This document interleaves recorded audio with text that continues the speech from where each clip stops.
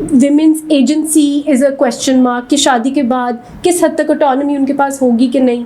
इसीलिए जब वो इंटरव्यू देने जाती हैं लॉ फर्म्स में तो उनसे इनअप्रोप्रिएट सवाल एट टाइम्स पूछे जाते हैं, because even the person taking the interview is not sure कि अगर ये कैंडिडेट चलो काबिल हो भी, but he is not sure of the extent of agency and autonomy she will have after her marriage. So he's willing to forego a good candidate because of the fear of that invisible sort of thing जो अभी होनी है नहीं होनी पता नहीं, you know, वो चीज़ materialize भी करेगी कि नहीं, but this is something that guides these decisions when, you know, hiring is being done, for example. So it becomes a barrier for us that we have to convince कि नहीं जी हम बड़े headstrong हैं, हम तो फैमिली को भी और शादी का या तो कोई प्लान ही नहीं, but you know like on the one hand the society does expect you to play those gender roles as well, but at the same time nobody is institutionally willing to support you in that, you know, or to make it easy for you to access work as well as your, you know, gendered responsibility that the society itself wants you to place. अस्सलाम वालेकुम नाज़रीन, कानूनदान की podcast series के साथ मैं हूं सलमान अहमद मान। नाज़रीन, आज बहुत ही इंटरेस्टिंग कन्वर्सेशन आप से शेयर करेंगे।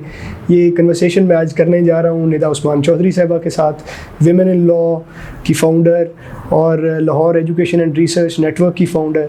इनसे इनकी जर्नी के बारे में, एक ऐसी जर्नी जो 2017 के करीब जब कानूनदान शुरू हुआ उसी टाइम पे हमने आगाज़ किया और बहुत सारा काम हमने इकट्ठे किया।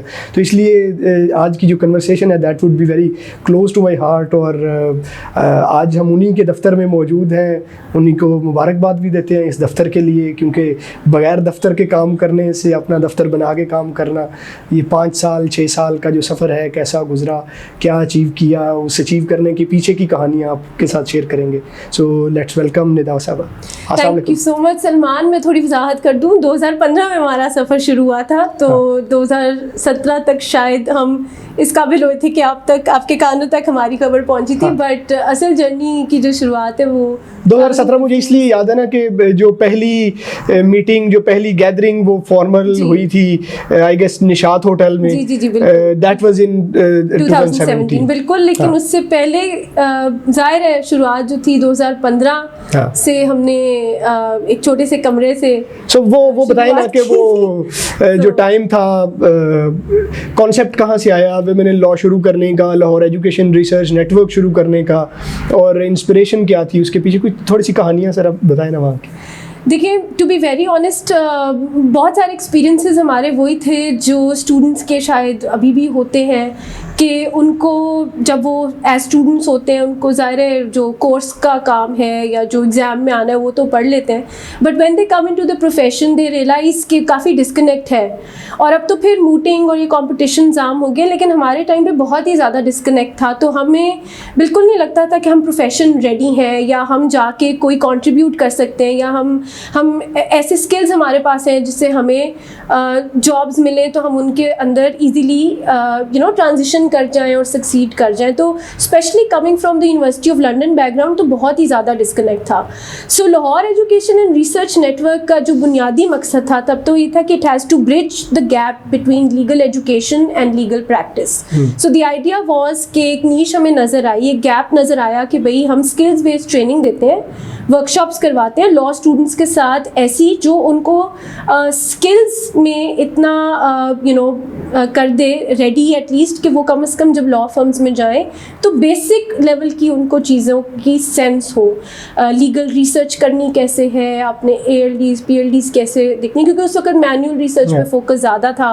तो मतलब इस तरह say that was the idea कि एक गैप था। और ये भी बड़ी इंटरेस्टिंग स्टोरी बताती हूँ कि नीश और ये गैप वाली चीज़ कहाँ से आई।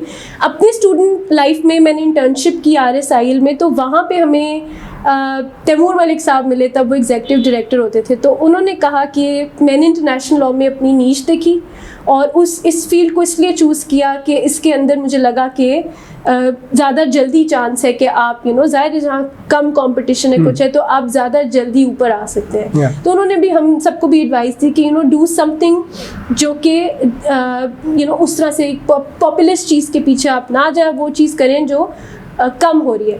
तो that's what you know sort of stayed with us, and then when we graduated we realise कि ये तो हो ही नहीं रही है बिल्कुल उस टाइम पे, and that's how the idea came. So we started with जो हमारे स्कूल्स थे हमारे नेटवर्क के अंदर ही, यानी अपने ऑब्वियसली लॉ स्कूल्स वगैरह से शुरुआत की, उनको रिक्वेस्ट की कि हम एक डेमो सेशन करना चाहते हैं आपके स्टूडेंट्स के साथ, एंड तब हमने CV writing techniques, interview techniques, इस तरह की बेसिक चीज़ों से अपनी स्किल्स डेवलपमेंट प्रोग्राम शुरू किया था under Lahore education and research network. Through that platform जब हम ख़वातीन से बात करते थे या फीमेल स्टूडेंट से बात करते थे, वो कहती थी कि जी ये CV और इंटरव्यू और ये चीज़ें तो बात की बात है, हम जो डिस्क्रिमिनेशन पहले फेस करते हैं कि हमें कोई लॉ फर्म रखने को तैयार नहीं होती, उसका हम क्या करें ना. सो लाइक दो students started throwing those questions at us and we realised कि हम एक लेंस के साथ इन स्टूडेंट्स की ट्रेनिंग नहीं कर सकते, यानी जो ट्रेनिंग हम मेल स्टूडेंट्स की कर रहे हैं और जो फीमेल स्टूडेंट्स के लिए चैलेंजेस हैं उसमें हमें जो तजाद नज़र आने शुरू हुआ और जो अपने एक्सपीरियंसेस भी थे, दैट्स व्हेन वी रियलाइज्ड कि this is something that needs a specific focus of its own. And वो कॉन्वर्सेशंस जो पहले फिर हमारे ड्राइंग रूम्स तक महदूद थी, वो हमने कहा चलो इनको ओपनली करना शुरू करते हैं. एंड सिंस ये हम सबका ही लिव्ड एक्सपीरियंस था, तो हमने पहले women in law dialogue series जो कि लर्न के बैनर के नीचे ही पहली दफ़ा हुई थी, आज भी मुझे याद है 1 फरवरी 2016 हमारा पहला सेशन, फर्स्ट एवर डायलॉग सीरीज़ जो थी वो हमने की थी बुक्स एंड बीन्स में. एंड द आइडिया वॉज कि भाई जो भी चैलेंजेस एंड अपॉर्चुनिटीज़ हैं फीमेल लॉयर्स को इकट्ठा करके तो हम आपस में उनके बारे में बात करें, but in a more structured way, ताकि वो चीज़ें डॉक्यूमेंट होनी शुरू हो. एंड वो 3 पार्ट सीरीज़ थी, उसमें हमने चैलेंजेस एंड अपॉर्चुनिटीज़ पे फोकस किया, फिर ख़ास विमेन इन लिटिगेशन पे एक सेशन था जो लम्स में हुआ था, एंड फाइनली तीसरा सेशन RSIL में हुआ था which was about the non traditional career opportunities for women in law. और उनके बाद हमारा ख्याल नहीं था कि ये चीज़ हम आगे इस तरह से लेके चलेंगे और ये एक पूरा इनिशिएटिव बन जाएगा. वो एक डायलॉग सीरीज़ थी और हमारा ख्याल था कि अच्छा ये हमारा लर्न के नीचे एक बैनर है. But by the end of that session we realized कि ये सीरीज़ नहीं हो सकती.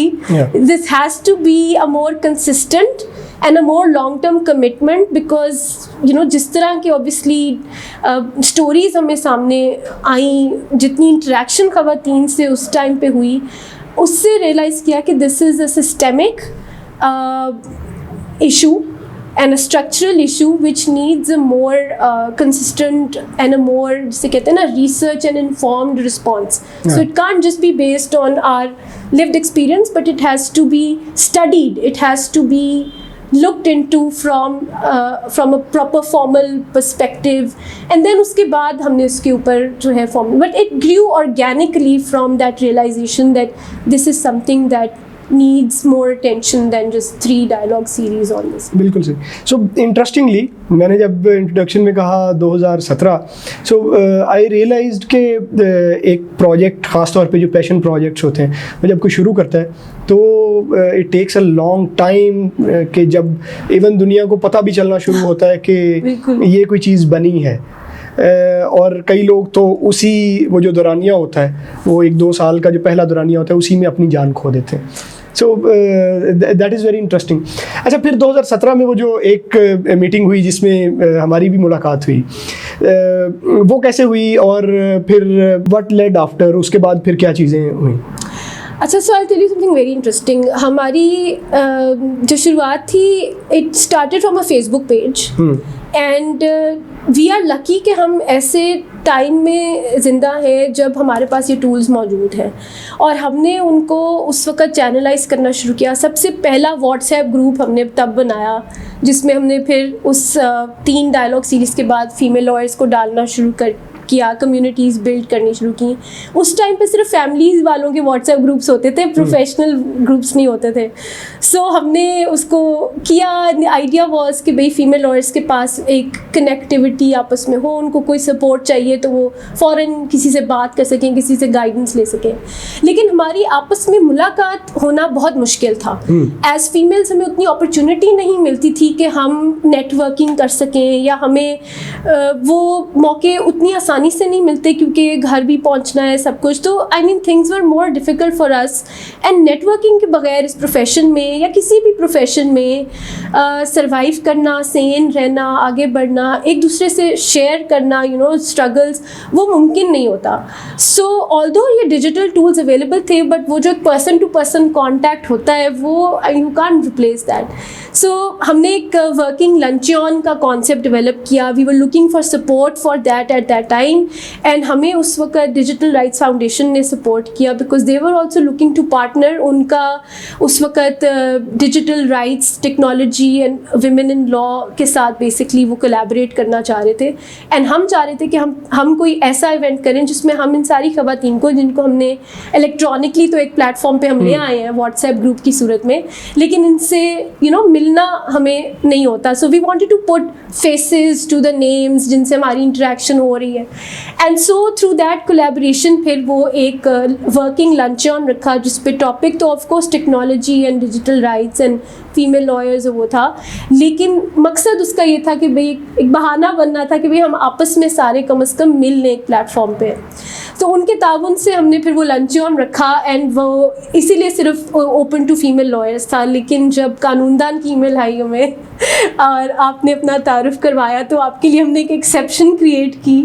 एंड आई स्टिल रिमेंबर आप वाहिद मेल रिप्रेजेंटेटिव थे, टोकन मेल रिप्रेजेंटेटिव थे उस इवेंट पे, या शायद DRF की टीम से शायद कोई एक आधे और होंगे, but as audience, as participant आप थे। और तब से I think Kanundan and us, we've been, the biggest support for each other. Yeah. So I'm happy that we did that event. Yeah. कि उससे ना सिर्फ खवातीन से मुलाकात हुई, बट आप जैसे एलाइज के साथ भी इंगेज करने का मौका। हाँ, वो ऐसी मुलाकात थी जो कि एक ऐसे सफ़र का असल में आगाज़ था जो अभी तक चल रहा है और बहुत अच्छा चल रहा है। और जब भी हमें ज़रूरत होती है विमेन इन लॉ की सपोर्ट की, आपकी ऑर्गेनाइजेशन हमारे लिए मौजूद रही है हमेशा, और हमें हमेशा इस चीज़ की खुशी होती है। लाइकवाइज। सो अच्छा, फिर उसके बाद 2017 में हुआ ये कि हमने 2017 में कानूनदान जब शुरू किया, वी स्टार्टेड इंटरव्यूज़। 2018 में we started engaging with the bar associations and bar councils, और तभी हमें पता चला जी कि विमेन इन लॉ जो है वो भी जो है वो अब बार में एक्टिव हो रहे हैं। तो फिर हमें पता चला जी कि वहाँ पे कॉन्फ्रेंस हो रही है, और उस कॉन्फ्रेंस में then leadership at Lahore high court justice Ayesha Malik साहिबा जो है उन्होंने भी शमूलियत की। तो ये आइडिया कैसे आया कि फैंसी कैफ़ेज़ में से और लम्स में से निकल के वो जो बार रूम है और जहाँ पे गर्मी में और तपी हुई ख़वातीन जो है उनके साथ जाके बैठा जाए और उन लोगों को इंगेज किया जाए। So please tell us about that. हाँ, ये आपकी अच्छी ऑब्जर्वेशन है, क्योंकि पहले हमने जितने भी डायलॉग सीरीज़ के वेन्यू थे वो आप कह सकते हैं कि एक एलिटिस्ट सर्कल में वो कॉन्वर्सेशन हो रही थी। उसके बाद फिर जो हमारा निशात में इवेंट हुआ DRF के ताउन से, उसमें फिर क्योंकि वाइडर कम्युनिटी से मुलाकात हुई और पहली दफ़ा ऐसी ख़वातीन से मुलाकात हुई जो इक्वली पैशनेट थी इस कॉज के साथ कमिटेड थी और जो ख़ुद भी कंट्रीब्यूट करना चाह रही थी, तो हमें भी ज़्यादा ऑफ कोर्स हिम्मत मिली और हौसला अफजाई हुई। लेकिन उससे एक और बेनिफिट ये हुआ कि जो मैं आपसे पहले जिक्र कर रही थी कि इट बिकेम वी रियलाइज्ड कि ये एक सिस्टेमिक इशू है और ये सिर्फ हमारा पर्सनल स्ट्रगल नहीं है, and that needed a systemic response. And for that जो आपके एवेन्यूज़ और प्लेटफॉर्म्स अवेलेबल हैं वो ये कैफ़ेज़ और ये चीज़ें नहीं हो सकते। उसके लिए आपको बार से इंगेज करना था, उसके लिए आपको लॉ मिनिस्ट्री से इंगेज करना था, उसके लिए जो ऑफ कोर्स जो ओहदेदारान हैं, जो आपके ऑफिस बेरर्स हैं, आपको उन तक अपनी बात रखनी थी ले जाके। सो दैट इज़ वाई ये एक स्ट्रेटिजिक शिफ्ट था हमारी अप्रोच में कि हम अपने पर्सनल स्ट्रगल्स को करके सामने ला चुके थे, बट उसको अब हम चैनलाइज करना चाह रहे थे into strategic reforms, systemic reforms, structural reforms, and that is why we wanted to engage with the right people at the right places, and that's how उस वक़्त की जो बार की लीडरशिप थी वो बहुत ओपन थी to setting up these committees जिसमें यंग लोगों को वो मौका दे रहे थे काम करने का, और जो भी पैशन ओरिएंटेड था उस वक़्त उसको मौका मिला कि वो अपनी जो कमिटी इस्टेब्लिश करना चाहता है आए करे। that's why we also came up with the idea of Lahore High Court Bar Association Committee on Gender Equality and Diversity. Yes. तो मुझे अभी भी याद है कि जब मैं वो लेटर लिख के गई तो जो सदर साहब थे उस वक्त, तो उन्होंने मेरी तरफ ऐसे देखा कि ये क्या होता है ना, पहले ये समझाओ तो सही मुझे ये है क्या. सो लाइक वो I feel like it's such a big achievement in that sense कि जो कॉन्सेप्ट्स इतने नए थे फॉर द बार लीडरशिप, उन्होंने ना सिर्फ उसको टाइम दिया, समझा और बाकी उसके बाद फिर हमें सपोर्ट भी किया और हमें इनेबल किया कि हम उस प्लेटफॉर्म के, एक ऑफिशियल प्लेटफॉर्म के ज़रिए लाहौर हाई कोर्ट जैसी प्रेमिसेस में इक्वालिटी ऑफ एक्सेस के नाम से हमने फिर वो कॉन्फ्रेंस रखी थी, जिस पे ऑफ कोर्स जैसे आयशा मलिक साहिबा ने हमें उस वक्त बहुत इनकरेज किया अपनी प्रेजेंस के साथ. And I think that became a landmark event that put us on the map within the bar, and they started taking us more seriously. So we are very happy कि उस वक्त वो support हमें मिली. But I think it was only because of the commitment to the cause. I mean, अगर हम उस passion और उस commitment के साथ ना जाते तो बहुत सारे challenges जो उस time पे भी हमने face किए in terms of convincing the bar leadership कि ये क्यों ज़रूरी है और why they should support it. ज़ाहिर है वो steps तो हमें उनसे तो गुजरना पड़ा. But once that was done, I think we had made a place for ourselves, which helped us put forward further demands and further sort of proposals for them to consider. So जो उस वक्त president थे अब वो Lahore high court के जज हैं जी. So hopefully जो चीज़ें तब आप लोगों की कन्वर्सेशन से उन्होंने कुछ नए कॉन्सेप्ट्स और ये सारी चीज़ें देखी होंगी, उसी इक्वालिटी के लिए आज भी through his judgements he would want to contribute और कुछ कर सकें शायद. तो that's what we are hoping, and the purpose for hosting these events is कि ज़ाहिर है जो एजुकेशन है एक continuing process होता है, and we should all as lawyers be committed to that. तो we are hoping कि चाहे थोड़ा थोड़ा करके ही सही, but I hope we can bring those that awareness that we want to and more acceptance for those concepts. अच्छा, उस दिन फिर उस इवेंट से जस्ट आयशा मलिक साहिबा के साथ एक आपका इंटरेक्शन बिल्ड हुआ और वो सारी हुई, एंड वी सी के जस्ट आयशा साहिबा का जो रोल उसके बाद से या उससे पहले भी ऑब्वियसली, लेकिन जो फिर लाइट में आया और इंटरेक्शन में ज़्यादा आया वो has been growing with each day.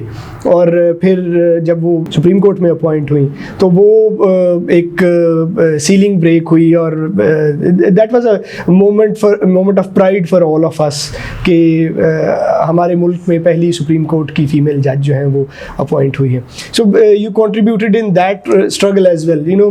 जब वो डायलॉग हो रहा था तो मुझे याद है कि देयर वर सर्टेन फ्रैक्शंस जो कि बड़ा एम्फसाइज कर रहे थे और बहुत ज़्यादा बार की तरफ से रेजिस्टेंस थी. बार एसोसिएशंस के इजलास हुए और रिप्रेजेंटेटिव कन्वेंशंस हुए. कराची में भी मैं गया, वहाँ पे भी एक हो रहा था, लाहौर में भी हुआ, मुल्तान हुआ, मतलब इतनी ज़्यादा रेजिस्टेंस थी. उस सारे में देयर वर सर्टन वॉइसेस जो कि वाज़े तौर पे नज़र आ रही थी, जो कि उस चीज़ को अपोज कर रही थी कि सीनियरिटी नाम का कोई प्रिंसिपल नहीं है और ये सारी चीज़ें, और उस पर बहुत सारी बातें भी आप लोगों ने सुनी. So how was that journey, वो जो एक पॉपुलर स्लोगन जो था उस वक्त का उसको अपोज करके उसको फिर बीट करना? बिल्कुल, शेर के हाथ में मुंह डाला था हमने तो सुनी तो थी बातें. बात ये कि बार बहुत कनेक्टेड थी. अब पिछले कुछ अरसे से पहले तक अगर हम देखें तो बार की unity was something that was exemplary. अब तो खैर बाकी चीज़ों की तरह सब डिवाइडेड है, लेकिन उस टाइम पे बार और आई थिंक इन इशूज़ के ऊपर अभी भी बड़ी united. So there was a lot of resistance, but again मैं बार की तरफ से भी और अपनी तरफ से भी यही कहना चाहूँगी कि रेजिस्टेंस जो है वो किसी फ़र्द के लिए हो ना हो, मतलब उनकी तरफ से, I don't know, but I think it was more a battle for the principles that we stood for. And like I said कि हमने क्योंकि strategic change करके systemic reforms और structural reforms की तरफ जब से अपनी direction की, तो we realized that the representation issue is not did not start with Justice Aisha Malik and will not end with her.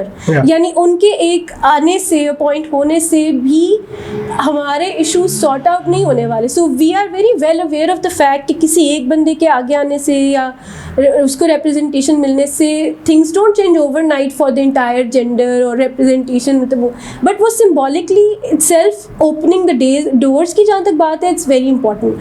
हमने उस चीज़ को बेसिकली कभी भी जस्टिस आयशा मलिक की अपॉइंटमेंट के तौर पे नहीं लिया था। जो हमारा क्रिटिसिज्म था सीनियरिटी प्रिंसिपल का, वो एक इन्फॉर्म्ड रिसर्च बेस्ड पोजीशन है over many years of the work and research that we've done on this topic, जो हमने सिर्फ पाकिस्तान की तारीख में जाके नहीं की या पाकिस्तान की कॉन्स्टिट्यूशन को सामने रखते हुए नहीं की या पाकिस्तान का जो केस लॉ मौजूद है वो नहीं, मतलब हमने इंटरनेशनली भी जो है एग्जाम्पल्स इसमें देखे और सारा कुछ करने के बाद we came to the conclusion कि how is seniority basically anti women या एंटी रिप्रेजेंटेशन। सो जब हम रिप्रेजेंटेशन की बात करते हैं, हम सिर्फ ख़वातीन की रिप्रेजेंटेशन की बात नहीं करते। हम जब सीनियरिटी प्रिंसिपल के ख़िलाफ़ बात करते हैं तो हम उसको इवन प्रोविंशियल रिप्रेजेंटेशन के एंगल से भी देखते हैं, हम उसे जो डाइवर्स रिलीजियस कम्युनिटीज़ है उसके एंगल से भी देखते हैं। We look at it holistically कि किस तरह से सीनियरिटी आती है, you know, how do you actually calculate seniority, और उस सारी जो लाइन है कि किस तरह आपको लाइसेंस आपको मिलता है, आपकी सीनियरिटी काउंट होनी शुरू होती है, फिर उसके बाद आपको एक सर्टेन नंबर ऑफ केसेस और टाइम शो करके हाई कोर्ट का लाइसेंस मिलता है, फिर इंटरव्यू कब होगा कब नहीं होगा वो भी एक आर्बिट्ररी प्रैक्टिस है। तो अगर आप आर्बिट्ररी पावर के खिलाफ हैं, हमारा बार से मतलब ये गिला था कि भाई अगर आपको सीजे की आर्बिट्ररी पावर बुरी लगती है तो आपको ये बाकी जो लोअर टीयर्स में भी आर्बिट्ररी सारा पूरा स्ट्रक्चर है वो भी इक्वली आपको ऑब्जेक्शन होनी चाहिए उसके ऊपर। तो आप उस चीज़ को या तो फेयर बनाएं और फिर आप सीनियरिटी की बात करें तो हम कहेंगे हाँ ठीक है, क्योंकि शमूलियत जो इम्पैक्ट होनी शुरू होती है वो उस स्टेज से होती है जब या तो फीमेल को हायर नहीं किया जाता लॉ फर्म में या उसे क्लाइंट नहीं उस तरह से मिलता। अच्छा मिलते हैं तो उसके बाद उसे केस आर्ग्यू करने कोर्ट नहीं लेके जाया जाता, उसका नाम नहीं दर्ज हो रहा, अटेंडेंस मार्क नहीं हो रही, उसका नाम जजमेंट्स में नहीं आ रहा। तो आपने इतनी सारी टेक्निकल रिक्वायरमेंट्स रखी हुई हैं जो एलिजिबल बनाती हैं आपको to get a licence for the next year, and that is how your seniority gets determined. So अगर आप उन discriminations और discouragement को factor in नहीं करेंगे और simply एक simplistic सा एक जिसे कहते हैं populist एक narrative जो है उसमें आप sway होके seniority करना शुरू कर देंगे तो you are literally not seeing how that impacts half of the population of this country who don't find that kind of representation. So again, whatever we said and whatever we say today, क्योंकि देखें अब तो justice Ayesha Malik elevate appoint हो भी गई हैं, लेकिन उसके बावजूद हमारा स्टांस वहीं का वहीं है। आज भी जब किसी मेल जज के कॉन्टेक्स्ट में भी ये जूनियर सीनियर की लैंग्वेज यूज़ की जाती है या कुछ, तो उसके ऊपर हमें उतना ही एतराज़ होता है जितना जस्टिस आयशा के टाइम पे था, because we stand for the principle of representation जो article 25 of the constitution and article 34 of the constitution पे हम फोकस ऑब्वियसली करके करते हैं। So for us it wasn't a person specific response but more of a systemic and structural response, and all our proposals for reforming that have also been structural and systemic rather than vengeful or person specific. तो हम रुक नहीं गए हैं उनके appointment के बाद और हम अभी तक इस पे काम जो है वो जारी है। अच्छा, अभी जब आप जवाब दे रही थी so you used the word elevated. हाँ, thank you. Right? So I just want to share as well दुनिया के साथ भी कि ये लफ्ज़ हमारा भी आपने दुरुस्त करवाया था। बिल्कुल। So जब हमने जय साहबा की एलिवेशन अपॉइंटमेंट जो है उसके हवाले से जब सारी डिस्कशन चल रही थी और वो बड़ी यकतरफा कन्वर्सेशन चल रही थी बाहर के लेवल पे, तो हमने एक डायलॉग ऑर्गेनाइज करने की कोशिश की और फिर ऑर्गेनाइज हुआ वो सारा वहाँ पे। सो हमारी सोसाइटी में जो बातें जो अल्फाज ओवर द पीरियड इतने ज़्यादा इस्तेमाल किए जाते हैं, हम उनको अपने जहनों में उसी तरह से समो लेते हैं, ना कि उनको उनकी दुरुस्त जो टर्मिनोलॉजी है और उस टर्मिनोलॉजी का जो इफ़ेक्ट है वो समझने की कोशिश नहीं करते। सो हमने भी वहाँ पे जो वर्ड यूज़ किया था elevation to the Supreme Court from High Court, right. So इसका फ़र्क जो है हमें भी उसका थोड़ा सा ज़रा मार्जिन वो मुँह पे चढ़ जाता है ना, बिकॉज पॉपुलिस्ट लैंग्वेज में आप हर जगह भी पढ़ रहे हैं, बट बट ज़ाहिर है इन छोटे छोटे न्यूएंसेस से बड़ा फ़र्क पड़ता है, क्योंकि सुप्रीम कोर्ट की जो 2 मेन जजमेंट्स हम अक्सर कोट करते हैं, उसी में ये चीज़ वाजे की गई थी कि सुप्रीम कोर्ट की अपॉइंटमेंट्स फ्रेश अपॉइंटमेंट्स होती हैं। अब एलिवेशन का वर्ड, एलिवेट तो आप, इट शोज़ अ कंटिन्यूटी कि एक चीज़ थी जिससे आगे भी एक रास्ता था और आपने मतलब वहाँ तक पहुँचना था, या उसमें कोई ब्रेक नहीं आती। इट शोज़ अ कंटिन्यूटी जिसके अंदर आप कह सकते हो कि जी एक सीनियरिटी का कोई रोल हो सकता है। जैसे जब चीफ अपॉइंट होना होता है तो वो जो सीनियर मोस्ट बंदा है उसको कर देते हैं आउट ऑफ द लॉट जो उस वक्त अवेलेबल है, तो वो बातें समझ में उस हद तक आती हैं। लेकिन अगर एक इदारे में अपॉइंटमेंट जो है, even though that's also judicial arm of the like justice sector, कि हाई कोर्ट्स होती है एंड देन सुप्रीम कोर्ट होती है। कहने को हमारे लिए वो डालते हैं, लेकिन they are 2 separate constitutional bodies. High courts भी कॉन्स्टिट्यूशन के नीचे ज़ाहिर स्ट्रक्चर्ड है और इसी तरह supreme court. So there not interchangeable, there is no continuity of service का कॉन्सेप्ट जो जैसे लोअर जुडिशरी में है। अब lower judiciary is a career judiciary, it is a position जिसमें आप बेसिकली यू आर, उसके जो रूल्स भी हैं वो जुडिशल सर्विस रूल्स कहलाते हैं। You are basically like an employee of the government, वो आपको ट्रांसफ़र पोस्टिंग कर सकते हैं उस तरीके से। तो it's a very different context. उस कॉन्टेक्स्ट में जब आप एलिवेशन की बात करते हैं तो समझ आता है, क्योंकि एक सर्विस की कंटिन्यूटी उसमें नजर आती है। बट एक कॉन्स्टिट्यूशनल ओहदे से दूसरे के ऊपर जब अपॉइंटमेंट हो रही है तो उसमें कोई लिंक नहीं है, या कोई उस तरह से कंटिन्यूटी ऑफ सर्विस वाला जो कॉन्सेप्ट है वो नहीं एग्जिस्ट करता। Which is why elevation is probably the wrong word, because it shows के जैसे कि शायद बारियां लगी हुई हैं या वो। Whereas when you use the word appointment, then of course then you can show that break in the language also. Okay, it's a fresh appointment.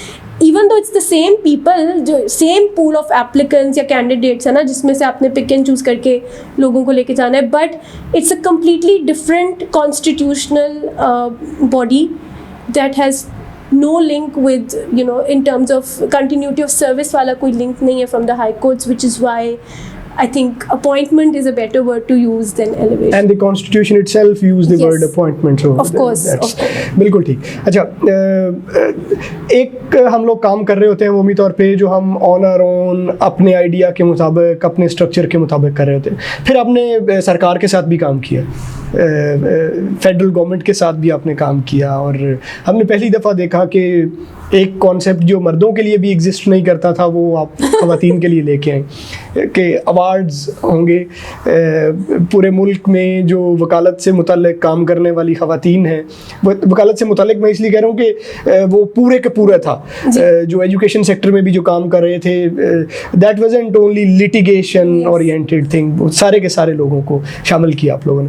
तो जो अवार्ड्स मर्दों के लिए भी एग्जिस्ट नहीं करते वो अपने ख़वातीन के लिए लेके आई, और वो पूरे मुल्क में फिर उसका एक बड़ा शोर गौगा हुआ कि ये क्या हो रहा है और क्यों हो रहा है और क्या चीज़ें थी। सो थोड़ा सा बताएं ये क्यों हुआ और क्या हुआ और कैसे हुआ। अच्छा, पहली बात तो मैं ये कहूँगी कि उसमें हमने कुछ ऐसी कैटेगरीज रखी थी जिसमें males were eligible to get those awards, in sense कि कुछ तो इंस्टीट्यूशनल कैटेगरीज थी, मेल चैम्पियन की भी कैटेगरी थी, लेकिन हमें क्योंकि उसके अंदर इतनी एप्लीकेशन ही नहीं आई तो फिर उन कैटेगरीज को हमें बीच में ड्रॉप करना पड़ा। But at the same time अभी भी मतलब मर्दों को मतलब अवार्ड भी चाहिए अभी, in addition to what they already get. Why not, बहुत मेहनत लगती है। the idea was to foreground female lawyers and make them visible, because every time कोई appointments होनी होती थी इसी तरह तो हम कहते थे कि जी आप ख़वातीन को कभी नहीं कंसिडर करते, तो हमें एक स्टैंडर्ड रिस्पांस मिलता था कि जी काबिल ख़वातीन है कहाँ, वेयर आर द वीमेन। और हमें तो वो हर जगह दिखाई देती थी, लेकिन हम कहते थे कि यार बाकियों को क्यों नहीं दिखाई देती। लाइक ये जो इन ओहदों पे बैठे हैं जिन्होंने ये अपॉइंटमेंट्स करनी है, इनको हमेशा ये प्रॉब्लम क्यों होती है कि ख़वातीन है कहाँ है। So we identified that as a problem, and in order to you know like find a solution to that. तो हमने फिर सोचा कि हमें ना इनको विजिबल करना पड़ेगा, like literally on your face type कि भाई ये है सो दैट ये एक्सक्यूज़ तो ख़त्म हुए ना कि भाई वेयर आर द वुमेन। सो उस नियत से मैंने फिर उस वक्त की जो पार्लियामेंट्री सेक्रेटरी थी मलिका बुखारी साहिबा, उनको मैंने एक ईमेल लिखी थी, लिटरली 1 वर्ड ईमेल कि जी मैं I am looking for support, ये मेरा आइडिया है कि यू नो इस तरह विमेन लॉ अवार्ड्स हो, क्या मिनिस्ट्री उसे सपोर्ट करेगी। और आप यकीन करें कि वो 1 लेटर ईमेल जो है वो उनको इतना मतलब आइडिया जिसे कह लें क्लिक किया, या उन्होंने उसकी इतनी हिमायत की खुद भी, क्योंकि वो एक बहुत चैम्पियन है हमारे लिए, तो उन्होंने काफ़ी एक उस तरह से एक लीडरशिप रोल प्ले किया। और उनके मिनिस्ट्री में होने की वजह से हमें मौका मिला कि हम ऊपर तक अपनी बात लेके जा सकें। इसीलिए हम कहते हैं रिप्रेजेंटेशन मैटर्स, बिकॉज वो थी, उन्होंने ये बात समझी और वो इस पोजीशन पे थी कि वो आगे उन चीज़ों को लेके जा सकती, तो वो चीज़ें फिर मटीरियलाइज हुई। एंड ऑफ कोर्स वो जिस बड़े स्केल पे इन चीज़ों को करना चाहती थी, वो अच्छे, क्योंकि मिनिस्ट्री का नाम था बीच में, तो उन्होंने कहा कि नहीं इसको फिर आप ब्रॉडन करें। एंड उसके अंदर फिर हमने 1-1.5 साल के अंदर 4-5 आउटकम्स अचीव किए, जो ऐसा लैंडमार्क किस्म का काम था, ऐसा पाथ ब्रेकिंग काम था जो पहले कभी नहीं हुआ था, बहुत सारे ममालिक में भी नहीं हुआ। फॉर एग्जाम्पल जो उसमें पहली दफ़ा हमने state of women's representation law report बनाई, जिसे बेसलाइन स्टडी के नाम से, तो सारा क्वांटिटेटिव डेटा ऑफिशियली कंपाइल करके कि कितने % ख़वातीन हैं जस्टिस सेक्टर में, कितने % जजेस हैं, कितने % लॉयर्स हैं, कितने % बार काउंसिल में है, वो सारी स्टडी की विद इन दैट 1.5 years एक पूरा का पूरा पोर्टल बनाया लॉयर के नाम से, जिसमें which was for and about women law. So it's a website, उसकी ऐप भी मौजूद है, जिसमें you know it's a platform where again visibility was the concept कि भाई जिसको ढूंढनी है फीमेल लॉयर्स वो उधर चला जाए और देख ले कि कितनी है और कहाँ है, और उनको कांटेक्ट भी आप कर सके। इसी तरह हमने उसके साथ साथ सिम्पोजियम रखा, डाइवर्सिटी एंड इंक्लूजन के नाम से जर्नल भी पब्लिश किया।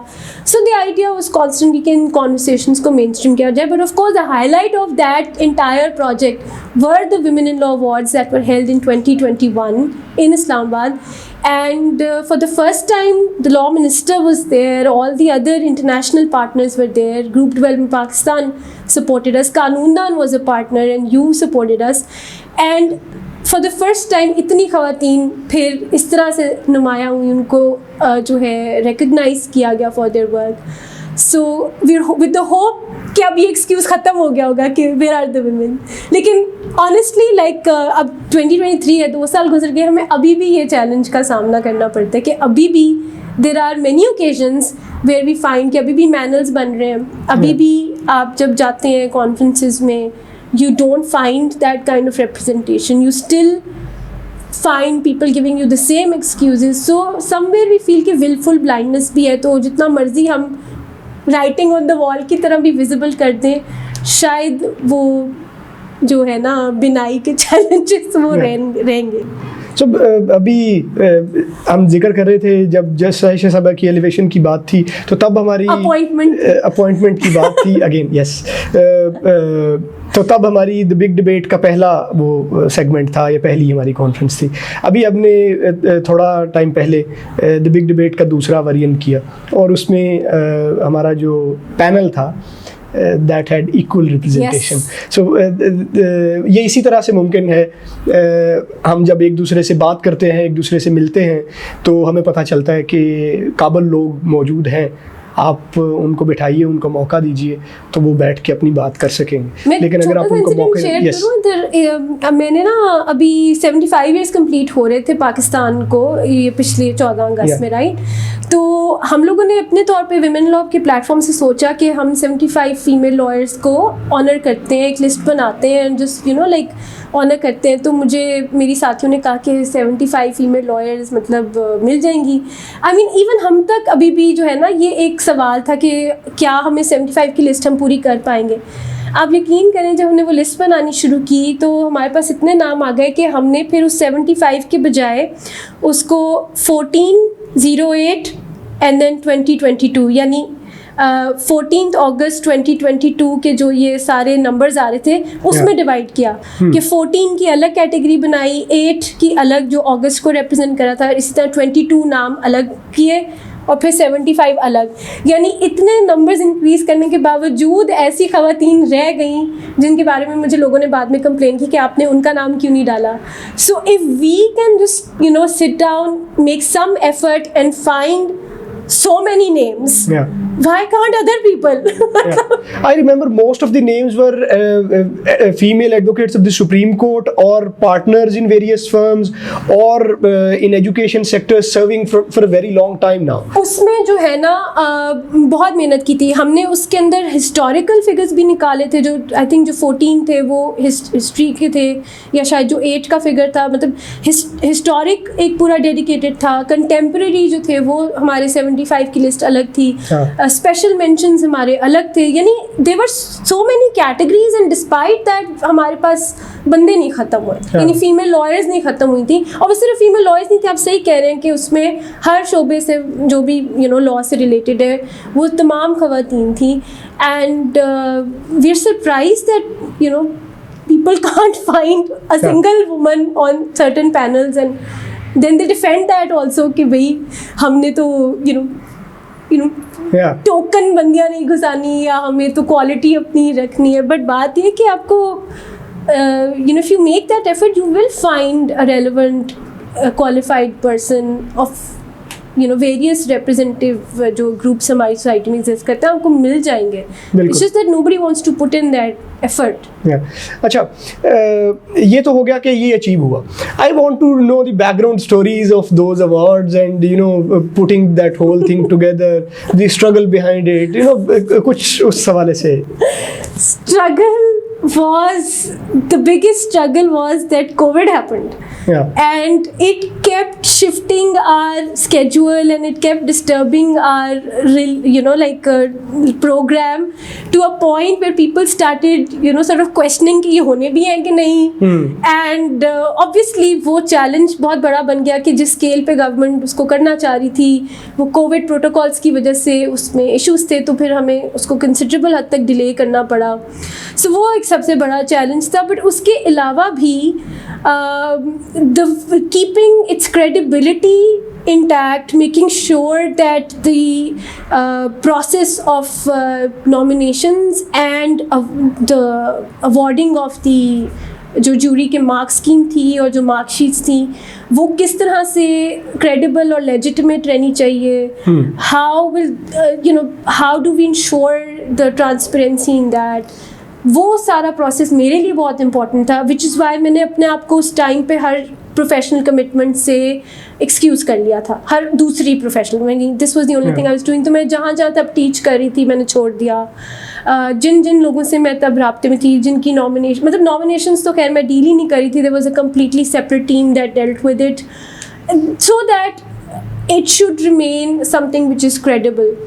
एंड अल्लाह का शुक्र है कि that entire process has been publicly documented. और हमने उसकी सारी चीज़ें जो हैं पब्लिकली ट्विटर हैंडल्स वगैरह पे शेयर भी की थी. And that process went very smoothly. So it was a score-based process. There were about 9 jury members. और उन सबको जो नॉमिनेशंस थी वो हमने सेंड करवाई थी और उन्होंने हर इंडिविजुअल नॉमिनेशन पे एक मार्कशीट थी जो स्ट्रक्चर्ड थी. So for example personal statement के अगेंस्ट 3 मार्क्स हैं, अप टू 3 मार्क्स वो दे सकते हैं, तो वो 1 दे देंगे, 2 दे देंगे, 3 दे देंगे, जो भी होगा. इस तरह करके ना डिफरेंट वो स्ट्रक्चर्ड क्राइटेरिया था, उसके स्ट्रक्चर्ड मार्क स्कीम थी. And that's how the jury sort of marked the different nominations in different categories. जिसकी सबसे हाईएस्ट नंबर्स थे क्यूमुलेटिवली. सो 9 जजेस के मिला के जिस कैंडिडेट के सबसे ज़्यादा मार्क्स थे that person was declared a winner. और वो सारा रिकॉर्ड जो है वो मौजूद है. So it can be checked any time anybody wants कि all of that was done in that kind of a transparent manner. So that was my biggest focus, that should remain. But then of course I think everybody was very kind.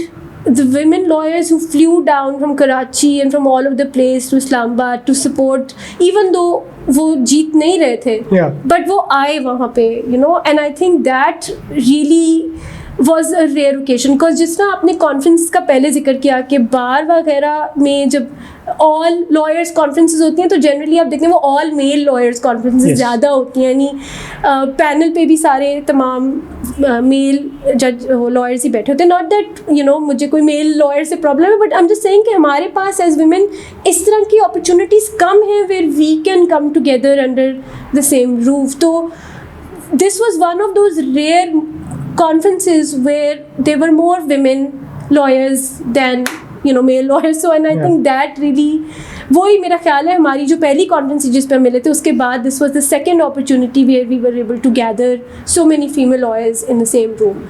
So that was a challenge. Result बदलता हुआ तो नज़र आ रहा है.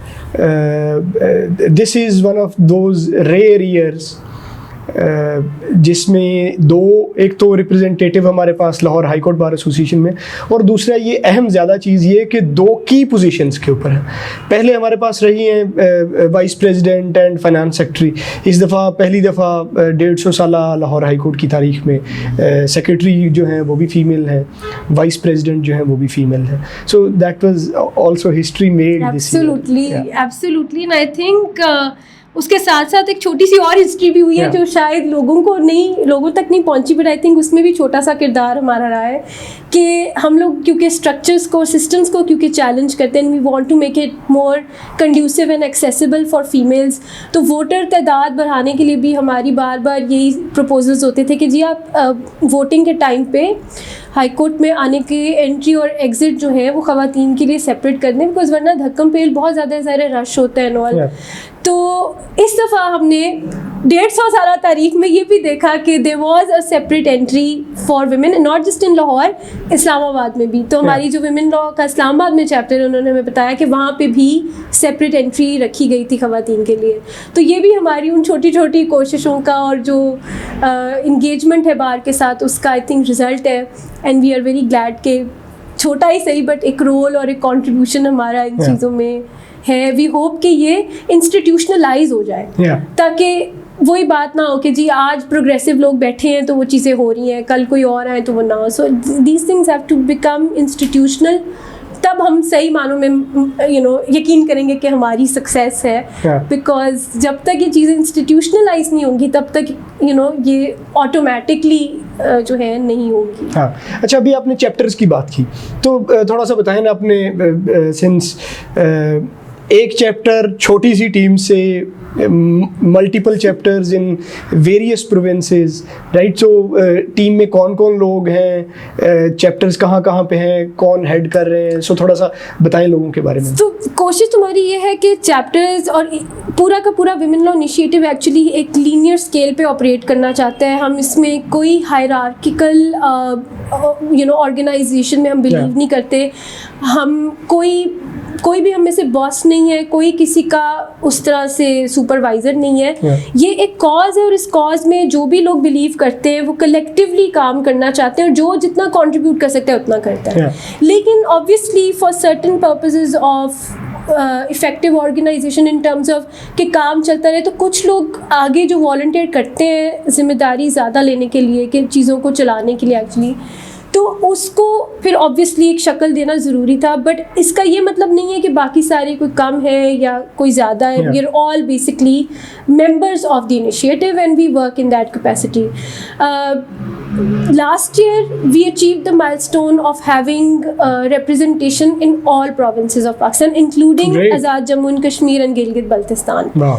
That was a huge achievement, again made possible because of two things, and I want to take credit for one and not for the other because वो हमारे बाहर के circumstances हैं. देखिए, पहला जो हमारे से बाहर की एक चीज़ है वो ये है कि हमारे पास टूल्स अवेलेबल हैं टेक्नोलॉजी के ज़रिए जो हमें इनेबल करते हैं अपना मैसेज बहुत लोगों तक पहुंचाने में, and to organise and collectively come together under digital platforms. तो I think technology has made that possible, number one.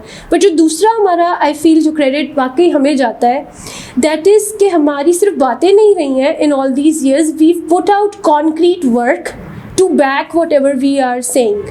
So अगर हम एक डिमांड करते हैं या एक इशू फॉर एग्जांपल आइडेंटिफाई करते हैं तो हम उधर रुक नहीं जाते, हम उसका एक ऑल्टरनेटिव जो सोल्यूशन है, प्रपोजल है, वो भी देते हैं. And I think because the work is out there for people to see in concrete terms, चाहे वो रिसर्च स्टडीज़ की सूरत में हो, चाहे वो ये जो मिनिस्ट्री के साथ कोलैबोरेशन करके अवार्ड्स हुए थे, मतलब ये सब लाइव एग्जांपल्स आपके सामने मौजूद हैं. या वो ये इस तरह का इम्पैक्ट हो कि आप देखते हैं कि एंट्री एग्जिट गेट्स अलग हो गए, तो ये जब इम्पैक्ट नज़र आता है लोगों को, उनको फिर खुद ही एक अट्रैक्शन फील होती है कि भाई this is a forum where things are getting done, or that at least they are putting in their drop in the ocean and it's not just talk.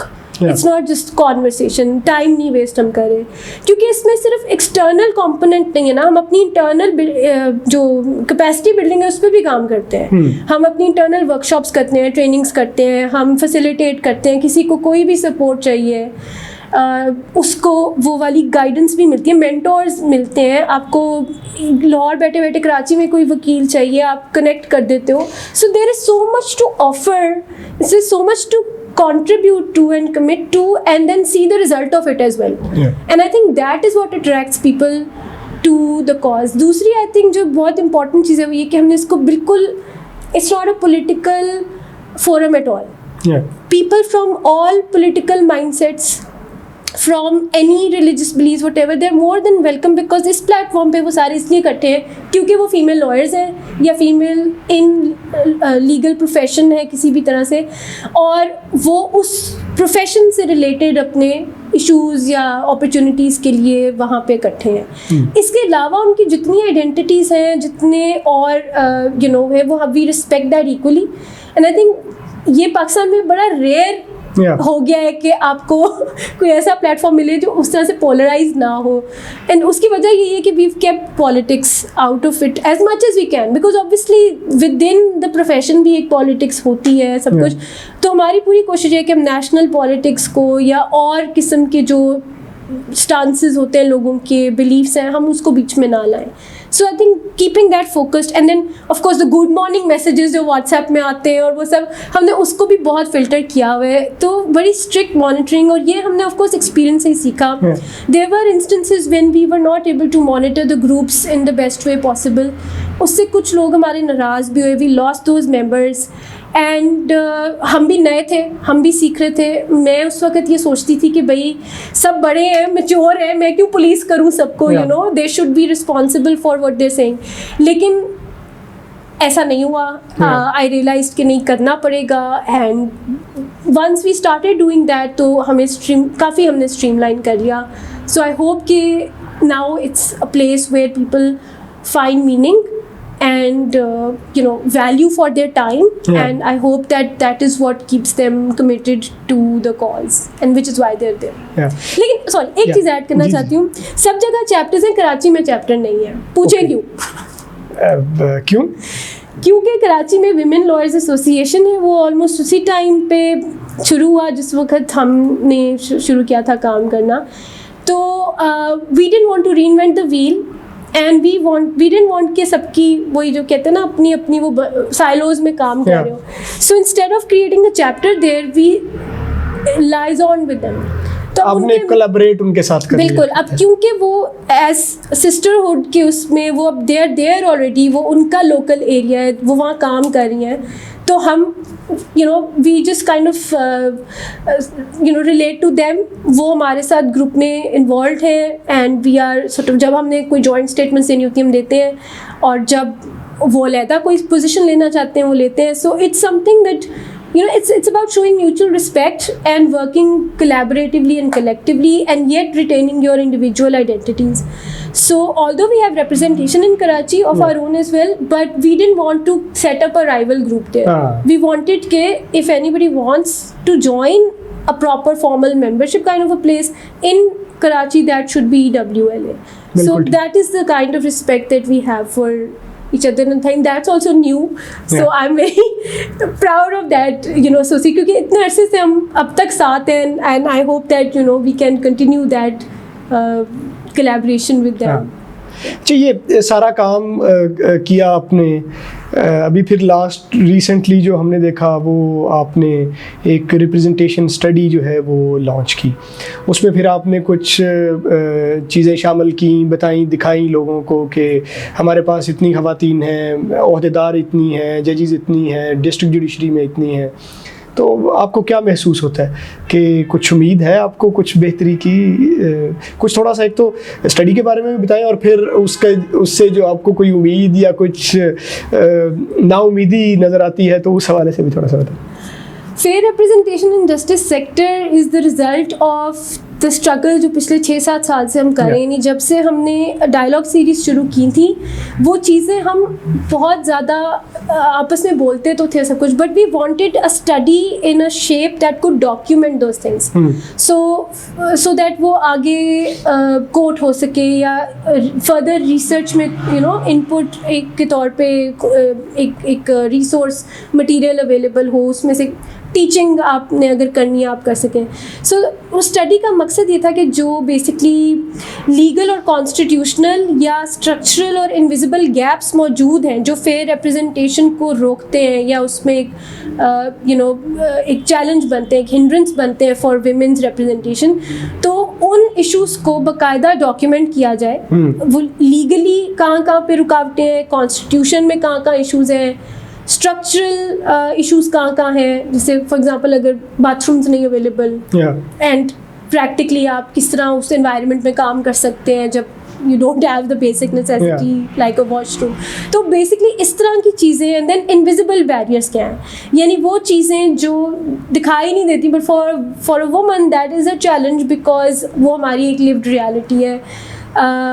For example the fact that it is a society जिसमें women's agency is a question mark कि शादी के बाद किस हद तक autonomy उनके पास होगी कि नहीं। इसीलिए जब वो इंटरव्यू देने जाती हैं लॉ फर्म्स में तो उनसे इनअप्रोप्रिएट सवाल एट टाइम्स पूछे जाते हैं, because even the person taking the interview is not sure कि अगर ये कैंडिडेट चलो काबिल हो भी, but he is not sure of the extent of agency and autonomy she will have after her marriage. So he's willing to forego a good candidate because of the fear of that invisible sort of thing जो अभी होनी है नहीं होनी पता नहीं, वो चीज़ materialize भी करेगी कि नहीं, but this is something that guides these decisions when hiring is being done, for example. So it becomes a barrier for us that we have to convince कि नहीं जी हम बड़े headstrong हैं, हम तो फैमिली को भी और शादी का या तो कोई प्लान ही नहीं, but like on the one hand the society does expect you to play those gender roles as well, but at the same time nobody is institutionally willing to support you in that, or to make it easy for you to access work as well as your gendered responsibility that the society itself wants you to play. So we feel कि बहुत ज़्यादा इसमें institutional gaps थे और invisible gaps थे, structural gaps थे which needed to be highlighted. So study simply just documents those things and kind of provides solutions, and we spoke to over 102 respondents for this study in 3 cities of Punjab. So it's a Punjab-centric study. Okay. We went to Multan, went to Rawalpindi, and we focused on Lahore. And we're hoping that, although this is a Punjab-level study, but eventually if we're able to do it and take it to other parts of Pakistan as well, we will be able to see different trends and, chalk it out. So that was the purpose of that study essentially. सही। सो अच्छा, एक दिन मैं social media use कर रहा हूँ तो अचानक से आई सी द वर्ड जस्टिशिया। पहले मैंने नहीं देखा था और शायद उससे पहले किसी पाकिस्तानी को ना मिला हो, शायद मैंने इसी वजह से ना देखा हो, आई एम नॉट श्योर। लेकिन फिर वो अवार्ड आपको मिला और बड़ी धूमधाम हुई, मशहूरियाँ हुई, बातें हुई कि ये इंटरनेशनल अवार्ड जो है पाकिस्तान की एक खातून को मिल रहा है, खातून वकील को मिल रहा है, जो कि हमारे बहुत क्लोज़ है, जिसका काम हमने अपने सामने देखा है। तो एक बहुत खुशी हुई। तो उस अवार्ड के बारे में बताइए, क्या कहानी थी उसकी, क्या कैसे मामलात हुए? That was something that I think more than a personal success, I feel कि being able to put Pakistan on the map and to represent the country at that kind of a forum, I think वो एक ज़्यादा exciting चीज़ थी मेरे लिए, because personal success तो मतलब क्योंकि हम ये सब कुछ अवार्ड्स के लिए तो नहीं कर रहे थे, ज़ाहिर आपको भी पता है जब पैशन ओरिएंटेड प्रोजेक्ट्स होते हैं we do it for the reforms and for the change that we actually want to see. लेकिन ज़ाहिर है खुशी होती है जब आपके उस काम को एक्नॉलेज किया जाता है। मुझे एक्नॉलेजमेंट मिली internationally, and I think Pakistan के जितने भी लोग काम करते हैं उनके साथ एक ये अलमिया है कि उनको एक्नॉलेजमेंट बाहर से जब तक नहीं मिलती या बाहर से पहले मिल जाती है और फिर लोकली आपको ज़्यादा। लेकिन आई फील चलिए रिसोर्सेज का भी इशू है यहाँ पे, जो भी चैलेंजेस नहीं, वैसे भी जो हमारे एक्टर्स जो हैं वो बॉलीवुड से होके हैं, उनका यहाँ पे लेवल ही बिल्कुल एक ठप्पा जो लगना है ना वो यहाँ पे है, वो उस चीज़ का। बट ऑनेस्टली हुआ ये था कि सो विमेन इन लॉ पाकिस्तान में तो काम कर रहा है राइट, लेकिन अगेन थ्रू टेक्नोलॉजी हमारे काम पहुंचा अफ्रीकन विमेन इन लॉ तक, and we also through LinkedIn got to know कि अच्छा अफ्रीका में भी विमेन इन लॉ है, फिर पता चला अच्छा लंदन में भी है, इधर भी उधर भी है। So like gradually we realised कि ये डिफरेंट कंट्रीज के अंदर अब ये कॉन्सेप्ट शुरू हो गया है। बट मैं ये बता दूँ we predated the Austrian women in law model. So हमने 2016 में शुरू किया, उनका 2018 में शुरू हुआ था। So I mean we kind of thought leader there as well, but African women law essentially got to know of our work, और जो स्टडीज़ हम करते थे, जो भी काम करते थे वो डालते थे ज़ाहिर है। तो जिस वक्त ये अवार्ड्स अनाउंस हुए ऑस्ट्रिया में, उनको इसका पता था बिकॉज उनके ज़ाहिर है वहाँ कोई तल्लुकात थे, तो उनके जानने वाले थे जिनको पता था कि ये अवार्ड्स होने और इसकी नॉमिनेशंस ओपन हुई है। सो आई स्टिल रिमेंबर के आशा सिंघानिया उनका नाम है, she is an Indian woman based in south Africa. She got to know of my work. She spoke to me on the phone also, and then she told me कि मैं आपको nominate करना चाहती हूँ। Right. And उनका मकसद ये था कि she wanted to be the person who can connect more regions with the global women lawyers. उनका ये cause है कि वो सबको globally connect कर लें, and which is why she wanted to nominate our work, because उनको ये था कि जी क्योंकि ऑस्ट्रिया में होते हैं वो ज़्यादा यूरोपियन सेंट्रिक है या ज़्यादा वेस्टर्न सेंट्रिक है, और एशिया और ईस्ट की उतनी रिप्रेजेंटेशन नहीं होती। So she wanted to break that barrier as well, but of course she didn't know कि मैं जीत भी जाऊंगी। उन्होंने तो एक नॉमिनेशन की मेरी। सो बहरहाल वो चली गई नॉमिनेशन, उसमें काफ़ी महीने गुजर गए, मैं भी भूल गई कि अच्छा कोई नॉमिनेशन हुई थी। फिर एक दिन एक ईमेल आई कि अच्छा आप शॉर्टलिस्ट हो गई हैं, फिर ईमेल आई कि आप जीत गई हैं, लेकिन आपने चुप करके रहना है, आपने अभी बताना नहीं है किसी को। सो अराउंड जुलाई मुझे पता लग गया था कि I won, but I had to keep it in because obviously officially नहीं अनाउंस कर सकती थी। फिर वीज़ा अप्लाई करना हुआ सच अ बिग प्रॉब्लम, तो पाकिस्तानी पासपोर्ट खैर वो सब करा के finally then in I couldn't go that year because उस टाइम पे कोविड था। सो वो अवार्ड्स उस साल जो थे वो ऑनलाइन हुए थे। But the next year which is 2021 I went there, नहीं 2022 में आई थिंक, यस 2022 में जो अवार्ड्स हुए थे, 2021 में आई गॉट इट, 2022 में जो अवार्ड्स हुए थे उसमें मुझे मौका मिला जाने का। But that was something again that I want to highlight.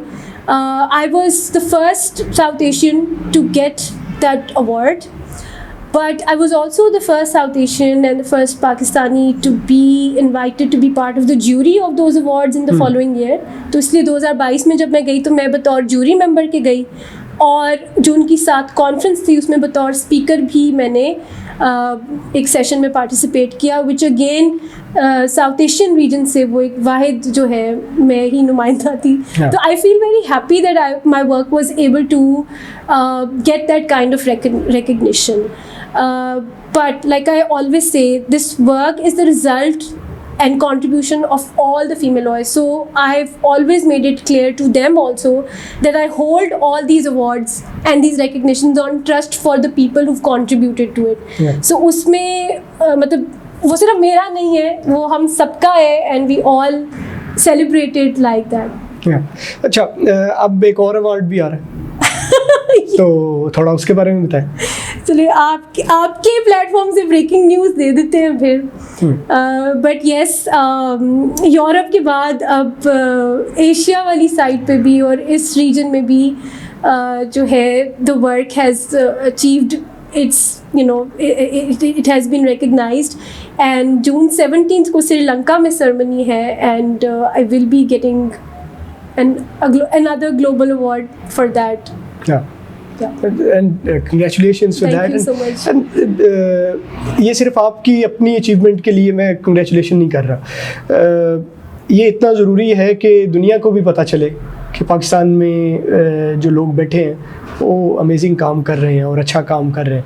हम प्रोग्रेस की तरफ जा रहे हैं, हम इतने रिग्रेसिव नहीं है जितना शायद वर्ल्ड मीडिया जो है वो प्रोजेक्ट करता है. हम आगे बढ़ने की कोशिश कर रहे हैं. बिल्कुल. And I think when women achieve from Pakistan तो उससे ज़्यादा स्ट्रांगली ये मैसेज नहीं जा सकता. जिस तरह जब हिना रबानी खर साहिबा जाती हैं, नुमाइंदगी करती हैं, तो that sends a different signal all together. And likewise अभी हाल ही में उनको डॉक्टर फाखरा को भी अवार्ड मिला है दुबई में.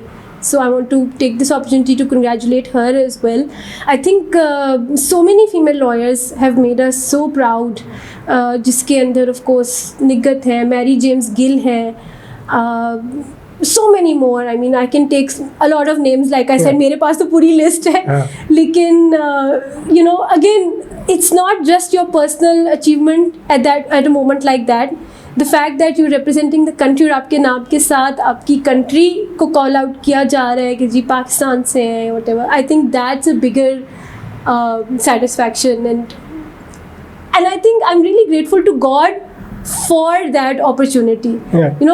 Like I'll die in peace कि चलो कहीं पे पाकिस्तान का नाम अगर कभी अच्छी तरह से लिया गया तो one of those occasions was a time when I was able to contribute to that. So for me, I think that's the biggest outcome from the work that I've done, to be able to represent Pakistan positively. अच्छा, ये आज का जो idea था ना, ख़ास तौर पे टू शेयर दिस जर्नी, इसमें हमने पहले उन सालों का भी जिक्र किया जब किसी को नहीं पता था कि क्या कर रहे हैं. आप लोग तो मेहनत कर रहे थे दिन रात, लेकिन बाहर दुनिया को पता भी नहीं था. आप दुनिया को जाके बताते हैं कि मैं ये कर रहा हूँ, तो वो आपसे बैठ के पूछते हैं कि ये क्या होता है, ये क्या चीज़ें हैं. फिर अल्टीमेट एक वो स्टेज आती है कि जब आप इवन फ़ोन पे मुल्क के किसी दूसरे कोने में, रिमोट एरिया में भी किसी को कॉल करके अपना तारुफ करवाते हैं, तो वो शायद आपके नाम से तो वाक़फ़ ना हो, लेकिन आपके काम से वाक़फ़ होते हैं. सो वो एक मोमेंट आना, ये जो पूरी स्ट्रगल है. अब इस पूरी स्ट्रगल के पीछे कुछ चीज़ें आपने सीखी हैं ओवर द पीरियड, सारी चीज़ें.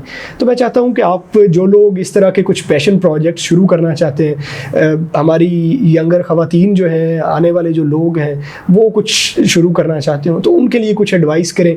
जो गलतियाँ हमने की हैं, जो लेसन्स हमने लिए हैं इन सारी चीज़ों से, वो ताकि उनसे सीख के कुछ उसके ऊपर से बिल्ड कर सकें, बेहतर कुछ बना सकें.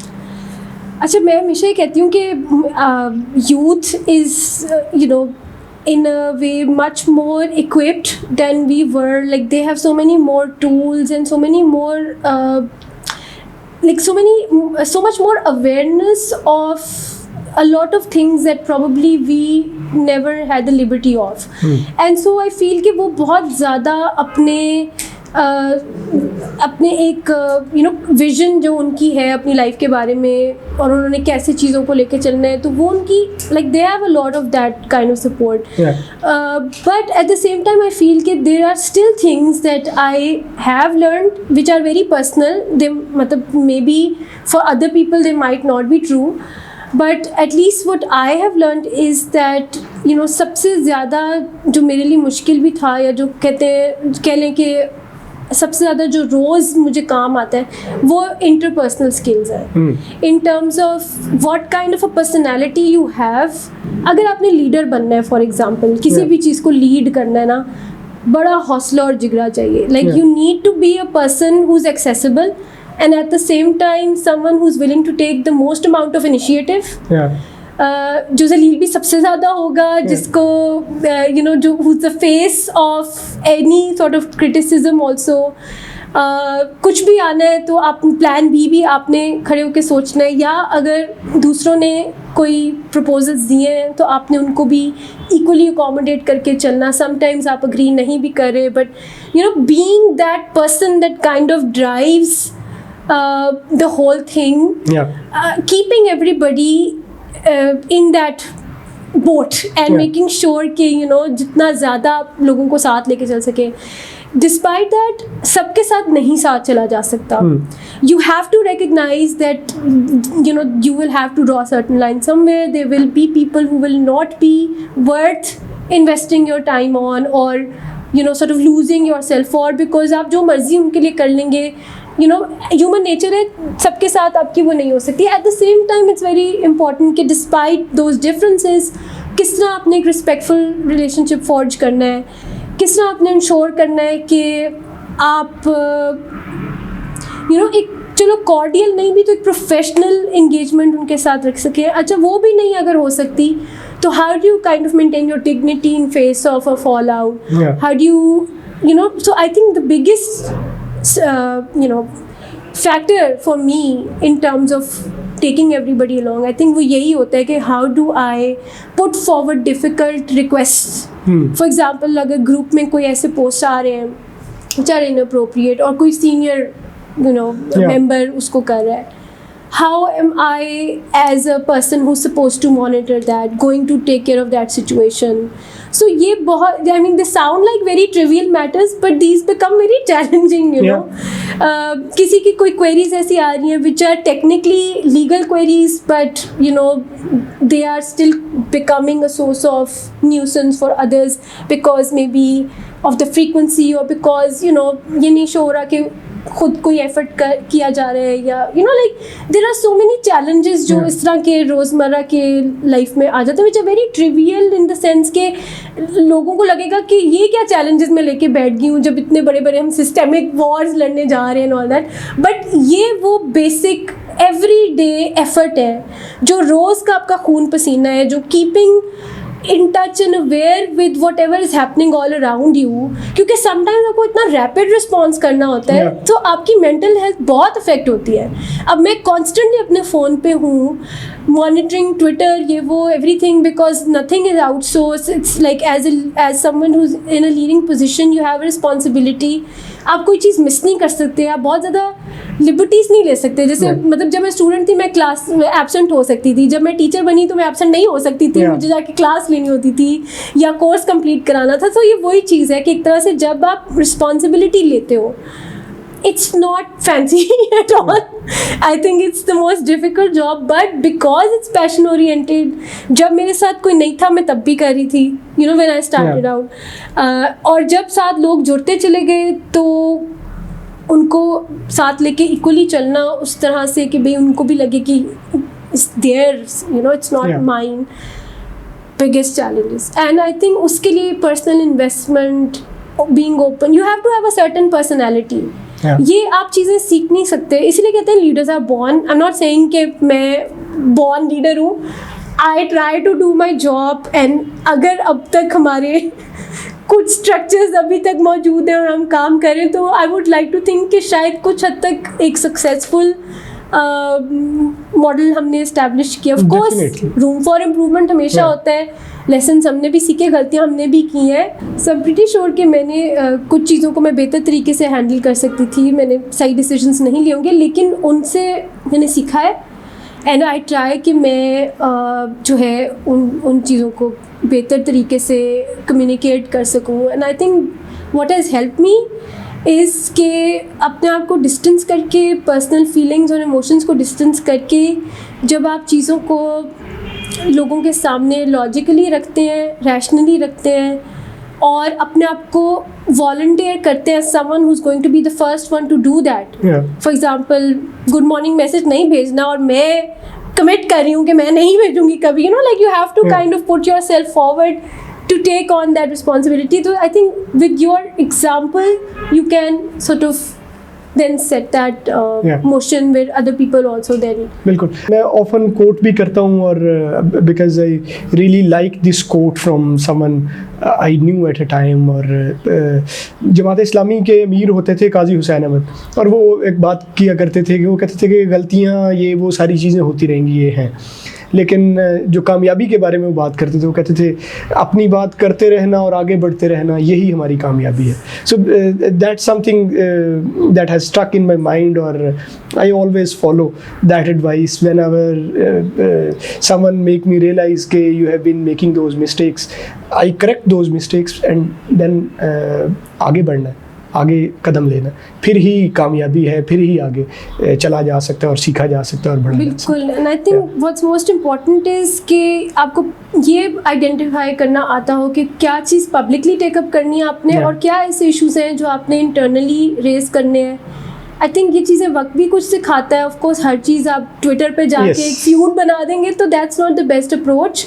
And eight the same time कुछ चीज़ों को आप किस तरह अंदर बिकॉज बहुत सारी चीज़ों का ख्याल रखना पड़ता है. अगर बड़ी जंगें लड़नी हो तो कुछ छोटी जंगें आपको छोड़नी पड़ती है, वो भी पड़ता है. ऑल्सो आई थिंक डिग्निटी के साथ अगर आप फॉल आउट भी है तो एक डिग्निटी के साथ best strategy is to remain silent. It's very difficult, it's very easy to say it, but खामोश रहना सबसे मुश्किल रिएक्शन होता है. Times when there is onslaught, when you know that you are being attacked, उसमें आप अपनी एक वर्जन भी देना चाहते हैं. वो आप किस बेस्ट तरीके से you can put that forward and then stay out of it. कहाँ आपने एक्सेलरेट करनी है चीज़ें, मतलब ये जजमेंट कॉल्स होती हैं. I think these are your biggest challenges when it comes to leadership and taking forward such collectives and organisations. बाकी है कि अल्लाह मियाँ. बिल्कुल. अच्छा, अब आ गए इस दफ्तर पे. हाँ, दफ्तर के बगैर काम किया इतने साल, अमेजिंग वर्क, लेकिन जब अपना दफ्तर बनता है, हाउ डज इट फील? और इस जर्नी का ये जो एक मुकाम है, इसके मुतालिक बताइए. मैंने ना सारे काम मेरा ख्याल है पुट्ठे ही किए हैं. बिकॉज जिस वक्त मैंने वर्क फ्रॉम होम शुरू किया था या ऑनलाइन काम शुरू किया था, तब सारे ऑफिसेज में जाके काम करते थे. फिर कोविड आ गया, बाकी सबको वर्क फ्रॉम होम उन्होंने डिस्कवर कर लिया. मैंने आके दफ्तर खोल लिया. So I feel that I have literally like it's a reverse kind of a strategy that people start from offices and they move to online and other forums, whereas I started from that and moved to this because I think it shows the kind of strength and growth that we've had in our journey, and it was a logical kind of step in the direction that we are in. So for example, from a passion oriented, personal story based collective forum to an initiative that is working seriously for structural reforms, you can't do that without a space dedicated for coming together for for that common cause. So होता ये है कि in person I think जो meetings की value है वो I think Covid में हमने ज़्यादा समझी. सो पहले हम लोग ऑब्वियसली मैनेज करते थे, बट पहले हम एक और स्केल पे काम कर रहे थे. जिस स्केल पे अब हम काम कर रहे हैं, for example with the ministries और विद बिग जिसे कहते हैं बार लीडरशिप को, अगर हमने कोई काम करके देना है या उनके अगेंस्ट कोई काम करना है, यानी किसी भी लॉ को भी अगर रिव्यू करना है, कुछ भी करना है at a more systemic level, at a bigger scale, I think that requires that kind of personal investment and it needed a dedicated space where that was possible. तो हमें पहले मीटिंग करनी होती थी, चलो जी फलाने कैफे में बैठ जाते हैं, किसी के घर मिल लेते हैं, यानी that was just no longer possible for us because it didn't come with the kind of right environment that would make us invested. Like distraction है, कुछ है, तो आप उसमें एक सीरियसनेस जिसे कहते हैं ना, वो अचीव करना मुश्किल होता है. So while our work was more and it is still flexible, ऐसा नहीं है कि अब दफ्तर है तो हम जो एक मर्दों के इस्टेब्लिश किए असूल के मुताबिक हम 9 to 5 9 to 7 बैठे हैं. हमारा दफ्तर भी उसी तरह फ्लेक्सिबल है जिस तरह से हम फ्लेक्सिबल वर्क चाहते हैं. And so we haven't made this office an issue for us. It is a space that is there when we need it, and when we need to be mobile, when we need to be home, when we need to be flexible, so we have that option as well. So I think that with that kind of flexibility and setting this space up it gives us the best of both worlds. ये flexibility हम किसी और के दफ्तर में बैठ के नहीं कर सकते। एब्सोल्युटली। ठीक है, और अगर आप अगला सवाल ये पूछेंगे कि हम अगर यही करना था तो हम किसी को-वर्किंग स्पेस में क्यों नहीं गए और अपना दफ्तर क्यों हमने बनाया, तो उसके पीछे बिगेस्ट रीज़न है कि we wanted to establish a consistency and to show our, जिसे कहते हैं ना, एक अपनी space to speak for itself, कि this is our space. With the co-working space, you don't get that kind of ownership. You know, it's their space, and it doesn't show permanence. It doesn't show stability. It shows कि आप वही आज है कल नहीं भी हो सकते, you know. But with your own space, you can show a certain strength. And I think that's why this investment was so important. And we are glad that we've been able to come to a point where we can invest in this. बिल्कुल। Towards the end of this podcast, this conversation, मैं आपको मुबारकबाद देना चाहता हूँ आपके इस दफ्तर के लिए, आपके नए अवार्ड जो आपने अभी जीता है उसके लिए, और बहुत सारी नेक दुआएं तमन्नाएं आपके लिए, आपके काम के लिए, और जो सारा आपका नेटवर्क है, सारे जो लोग हैं जो ये सारा काम कर रहे हैं, अमेजिंग वर्क जो सारा चल रहा है, उसके लिए बहुत सारी दुआएं आपके लिए। Thank you so much. मैं बिफोर यू कंक्लूड मैं कुछ लोगों के तो ज़रूर नाम लेना चाहूँगी। उसमें of course barrister Anisa Agha सर फहरिस्त हैं, फिर वाइजा ने हमारा बहुत शुरू में साथ दिया हुआ है, वो इस्लामाबाद शिफ्ट हो गई, but she is been a huge pillar of support.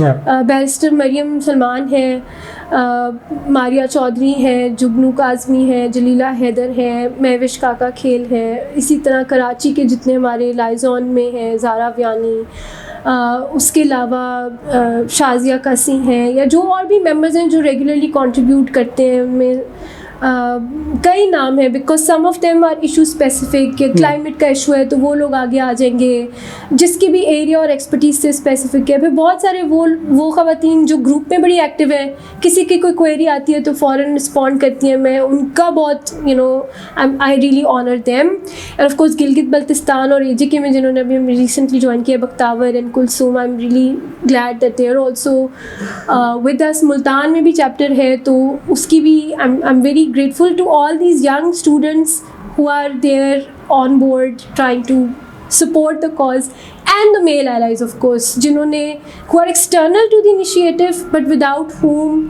and not just the male allies, उसमें वैलरी भी हैं, उसमें हमारे पास इतने और लोग हैं, हमारी families हैं, like everybody who's been a part of this, so I want to thank them today for all that they've done.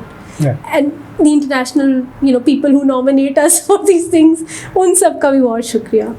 बहुत शुक्रिया आपका, आपने टाइम दिया और हमें मौका दिया कि कानूनदान के ज़रिए आपकी अमेजिंग जर्नी हम लोगों तक पहुंचा सकें और लोग ताकि आपके मुंह से सुन सकें आपकी बातें। Thank you so much. Thank you.